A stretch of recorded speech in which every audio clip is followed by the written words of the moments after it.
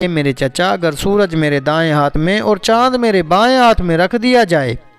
تو بھی میں اس کام کو نہیں چھوڑوں گا۔ بسم اللہ الرحمن الرحیم۔ تمام بھائی اور بہنوں کو السلام علیکم۔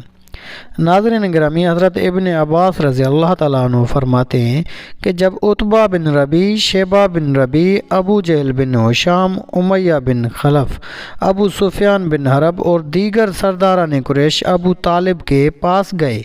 اور ان سے حضور پاک صلی اللہ علیہ وآلہ وسلم کے بارے میں بات کرنی چاہی تو انہوں نے کہا، اے ابو طالب، آپ کو ہم میں جتنا بڑا مقام حاصل ہے وہ آپ جانتے ہیں،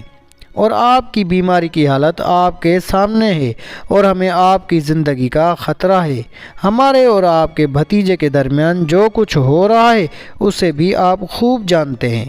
آپ ان کو بلائیں، کچھ ہمارے مطالبے مان کر اور کچھ ان کے مطالبے مان کر ہماری ان کی صلح کرا دیں، تاکہ ہم ایک دوسرے کو کچھ کہنے سے رک جائیں اور وہ ہمیں ہمارے دین پر رہنے دیں اور ہم ان کو ان کے دین پر چھوڑ دیں۔ ابو طالب نے آپ کے پاس آدمی بھیج کر آپ کو بلوایا۔ آپ ابو طالب کے پاس تشریف لے آئے تو ابو طالب نے کہا کہ اے میرے بھتیجے، یہ تمہاری قوم کے سردار اور بڑے لوگ ہیں، اور تمہاری وجہ سے یہ اکٹھے ہو کر آئے ہیں تاکہ وہ آپ کے کچھ مطالبے پورے کر دیں اور آپ ان کے کچھ مطالبے پورے کر دیں۔ حضرت ابن عباس رضی اللہ تعالیٰ عنہ فرماتے ہیں کہ حضور پاک صلی اللہ علیہ وآلہ وسلم نے ارشاد فرمایا کہ بہت ہی اچھا،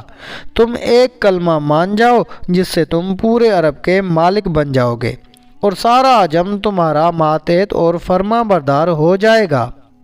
ابو جہل نے کہا، اس بات کے لیے ایک کلمہ نہیں، تمہارے والد کی قسم 10 کلمے ماننے کو تیار ہیں۔ تو آپ نے فرمایا، لا الہ الا اللہ کہو اور اللہ کے علاوہ جن خداؤں کی عبادت کرتے ہو ان کو نکال پھینکو۔ یہ سن کر ان سب نے ہاتھ پر ہاتھ مار کر کہا، اے محمد، کیا آپ یہ چاہتے ہیں کہ تمام خداؤں کا ایک خدا بنا دیں؟ آپ کی یہ بات بہت عجیب ہے۔ حضرت ابن عباس رضی اللہ تعالیٰ عنہ فرماتے ہیں کہ وہ ایک دوسرے سے کہنے لگے، اللہ کی قسم، یہ آدمی تمہارا کوئی بھی مطالبہ ماننے والا نہیں ہے۔ چلے جاؤ اور اپنے آبا و اجداد کے دین پر چلتے رہو حتیٰ کہ اللہ ہی ہمارے اور اس کے درمیان فیصلہ کرے۔ پھر وہ بکھر گئے۔ حضرت ابن عباس رضی اللہ تعالیٰ عنہ فرماتے ہیں کہ پھر ابو طالب نے کہا، اے میرے بھتیجے، اللہ کی قسم، میرا خیال ہے کہ تم نے ان سے حد سے زیادہ کسی بات کا مطالبہ نہیں کیا، تمہارا مطالبہ صحیح ہے۔ یہ سن کر حضور پاک صلی اللہ علیہ وآلہ وسلم کو ابو طالب کے ایمان لانے کی کچھ امید بندھی تو آپ ان سے فرمانے لگے، اے میرے چچا، آپ تو یہ کلمہ ضرور پڑھ لیں تاکہ اس کی وجہ سے میں آپ کے لیے قیامت کے دن شفاعت کی اجازت لے سکوں۔ ابو طالب نے آپ کی یہ تڑپ دیکھ کر جواب دیا کہ اے میرے بھتیجے، اللہ کی قسم، اگر مجھے 2 باتوں کا ڈر نہ ہوتا تو میں یہ کلمہ ضرور پڑھ لیتا۔ ایک تو یہ کہ میرے بعد تمہیں اور تمہارے خاندان کو گالیاں پڑیں گی، اور دوسرا یہ کہ قریش یہ طعنہ دیں گے کہ میں نے موت سے ڈر کر یہ کلمہ پڑھا ہے، اور یہ کلمہ پڑھتا بھی تو صرف آپ کو خوش کرنے کے لیے۔ حضرت مصعب رضی اللہ تعالیٰ عنہ سے روایت ہے کہ جب ابو طالب کی موت کا وقت قریب آیا تو حضور پاک صلی اللہ علیہ وآلہ وسلم ان کے پاس تشریف لے گئے تو ابو جہل وہاں پہلے سے موجود تھا۔ آپ نے فرمایا، اے میرے چچا، لا الہ الا اللہ پڑھ لو تاکہ اس کلمے کی وجہ سے میں اللہ کے سامنے آپ کی حمایت کر سکوں۔ اس پر ابو جہل اور عبداللہ بن ابی امیہ نے کہا، اے ابو طالب، کیا عبد المطلب کا دین چھوڑنے لگے ہو؟ اور دونوں بار بار اسی بات کو دہراتے رہے، یہاں تک کہ ابو طالب کے منہ سے آخری بول یہی نکلا کہ میں عبد المطلب ہی کے دین پر ہوں۔ آپ نے فرمایا، جب تک مجھ کو منع نہ کیا جائے گا میں آپ کے لیے ضرور استغفار کروں گا۔ اس پر یہ آیت نازل ہوئی جس کا ترجمہ یہ ہے کہ لائق نہیں نبی کو اور مسلمانوں کو کہ بخشش چاہیں مشرکوں کی، اور اگرچہ وہ ہوں قرابت والے، جبکہ کھل چکا ان پر کہ وہ ہیں دوزخ والے۔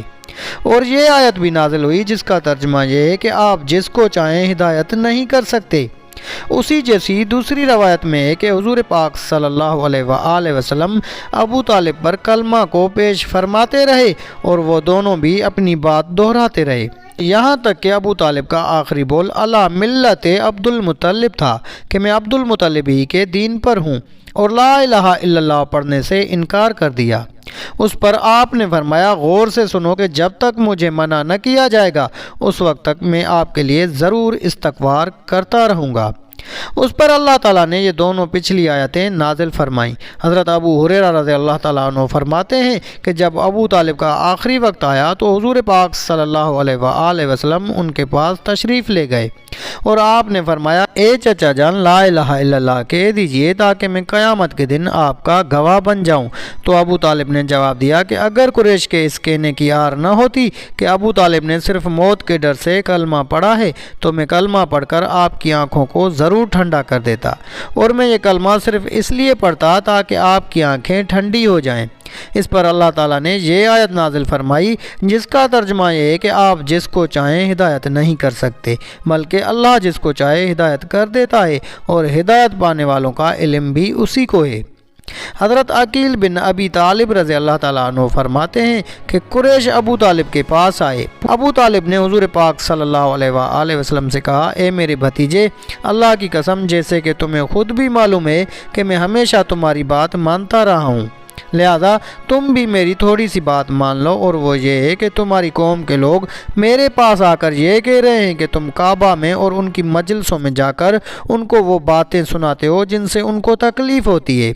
لہذا اگر تم مناسب سمجھو تو ایسا کرنا چھوڑ دو۔ آپ نے اپنی نگاہ آسمان کی طرف اٹھا کر فرمایا جس کام کو دے کر مجھے مبعوث کیا گیا ہے اس کو چھوڑنے کی میں بالکل قدرت نہیں رکھتا ہوں، جیسے کہ تم میں سے کوئی سورج میں سے آگ کا شعلہ لانے کی قدرت نہیں رکھتا۔ بیہقی میں یہ روایت اس طرح ہے کہ ابو طالب نے حضور پاک صلی اللہ علیہ وآلہ وسلم سے کہا کہ اے میرے بھتیجے، تمہاری قوم کے لوگوں نے میرے پاس آ کر یوں کہا اب تم میری جان پر اور اپنی جان پر ترس کھاؤ اور مجھ پر وہ بوجھ نہ ڈالو کہ جس کو میں نہ اٹھا سکوں اور نہ تم، لہذا تم ان لوگوں کی وہ باتیں کہنی چھوڑ دو جو ان کو پسند نہیں ہیں۔ یہ سن کر آپ کو یہ گمان ہوا کہ آپ کے بارے میں چچا کے خیالات میں تبدیلی آ چکی ہے اور وہ آپ کا ساتھ چھوڑ کر آپ کو قوم کے حوالے کر دیں گے، اور ان میں آپ کا ساتھ دینے کی ہمت نہیں رہی۔ اس پر آپ نے فرمایا اے میرے چچا، اگر سورج میرے دائیں ہاتھ میں اور چاند میرے بائیں ہاتھ میں رکھ دیا جائے تو بھی میں اس کام کو نہیں چھوڑوں گا اور میں اس کام میں لگا رہوں گا یہاں تک کہ اللہ تعالیٰ اس کام کو غالب کر دیں یا اس کام کی کوشش میں میری جان چلی جائے۔ اتنا کہہ کر آپ کی آنکھیں ڈبڈبا گئیں اور آپ رو دیے۔